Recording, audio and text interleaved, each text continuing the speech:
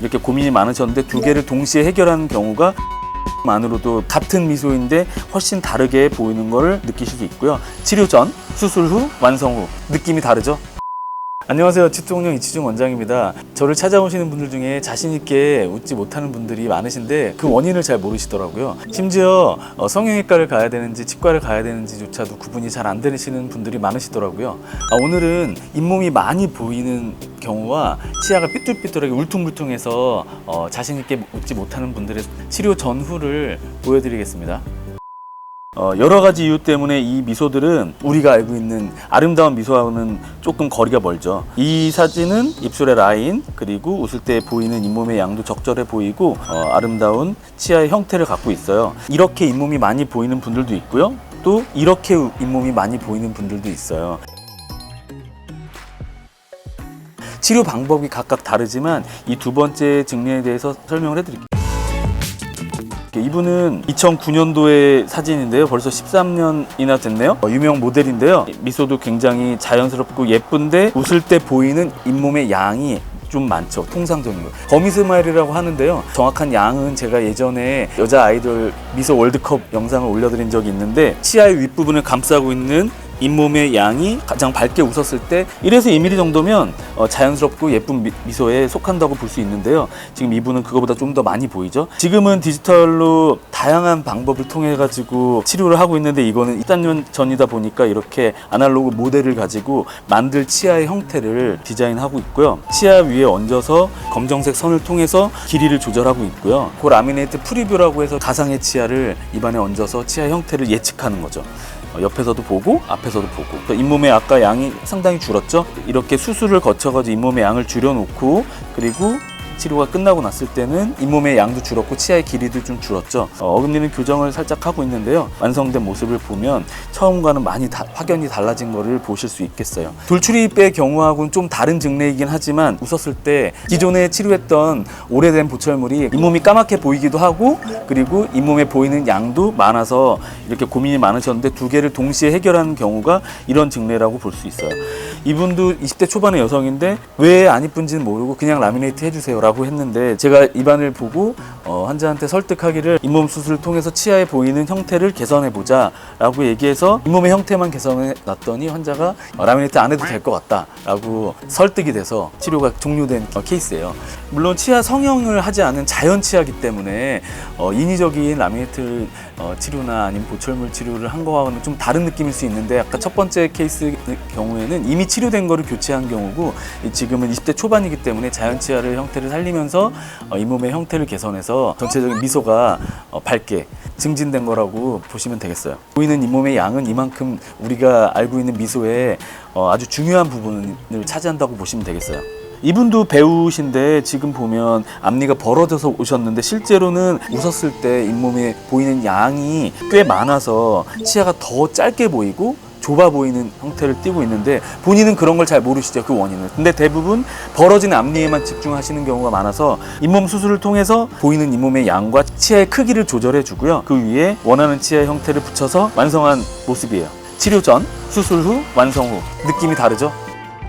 보통 이렇게 치료 방법을 결정하는 거는 치과 전문의와 상의를 해야 되지만 그 원인을 잘 모르시는 상태에서 막연하게 라미네이트나 미백 치료, 교정 치료만 고집하시는 경우가 많은데 그 원인에 대해서 충분히 상담하는 게 중요한 것 같아요.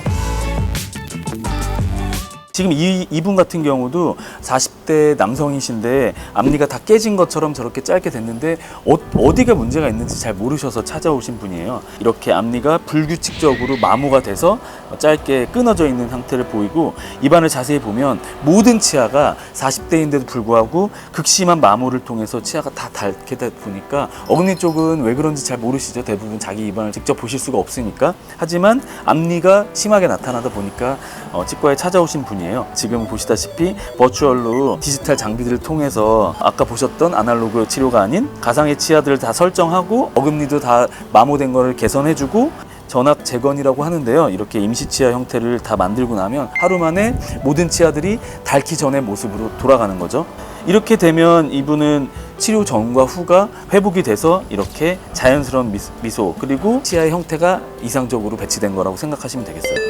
이분은 20대 중반의 여성분인데 아까 40대 분하고 똑같죠? 아까 그분은 과도한 교합력이라고 해서 씹는 힘이 강해서 모든 치아들이 다 마모가 됐다고 하면, 이 여자분 같은 경우에는 역류성 식도염이나 그리고 탄산음료를 통해서 치아가 부식된 화학적인 부식으로 인해서 이렇게 치아들이 짜리몽땅하게 잘려나간 것처럼 됐죠. 그러다 보니까 입술 라인은 좌우가 대칭인데 치아가 갈리게 되니까 웃음이 좌우가 비대칭처럼 보이는 거죠. 이렇게 치아들이 두부 썰듯이 막 치아가 갈려나간 거죠. 치아가 좌우가 비대칭으로 마모가 되다 보니까 이렇게 미소도 좌우가 비대칭인 것처럼 보이는 그런 결과를 낳게 되었네요. 임시 치아 상태고요. 치아의 길이와 모양을 회복해 준 것만으로도 보시다시피 같은 미소인데 훨씬 다르게 보이는 것을 느끼실 수 있고요. 치료 후의 모습인데 좌우가 완벽한 대칭과 그리고 치아의 길이를 통해서 미소가 완성된 모습을 보실 수가 있겠어요. 저희 치과 스튜디오에서 밝게 웃으라고 해보면 환자분들은 되게 어색한 미소를 띠는 것 같은데, 지금 이 사진도 약간 그런 느낌이네요. 근데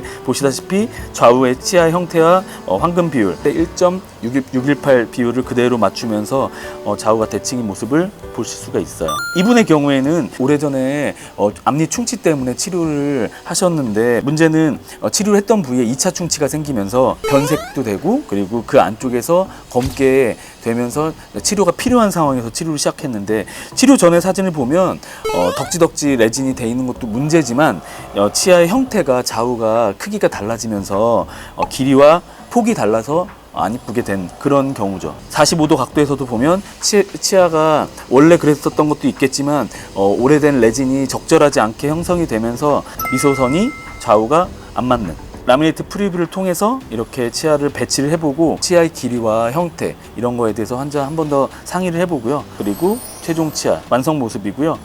좌우의 치아의 형태와 길이를 재배치하는 것만으로도 훨씬 더 아름다운 미소를 만들어낼 수 있었던 것 같아요. 치료 전과 후를 보면 치아의 길이와 폭이 불규칙하게 돼 있던 걸 재치료를 통해서 이렇게 아름답게 배치된 모습이고요. 얼마 전에 정기 점검차 오셨길래 사진 다시 찍어봤는데 잇몸 라인이 정말 재생이 예쁘게 돼서 지금은 자연 치아하고 구분하기 힘들 정도로 예쁘게 잘 치료가 마무리된 것 같아요. 잇몸에 보이는 양이 아까 처음 보여드렸던 많이 보이는 분들하고는 다르게 낮은 미소선을 갖고 계신데도 불구하고 웃었을 때 보이는 치아의 비율 그리고 형태, 치아의 폭들이 적절하게 배치가 되면 이렇게 예쁘게 미소가 완성되는 것 같아요. 오늘 자신 있게 웃지 못한 이유에 대해서 설명을 해드렸는데, 모든 분들이 미소를 봤을 때는 각 치아들만의 비율, 배열, 그리고 치아의 위치, 잇몸의 양, 이런 종합적인 부분들을 모두 고려해서 완성도 높게 치료가 돼야만 우리가 원하는 아름다운 미소를 만들 수 있기 때문에, 이런 부분들을 충분히 치과 전문의와 상의해서 계획 세울 때 고려하시는 게 정말 중요한 것 같습니다.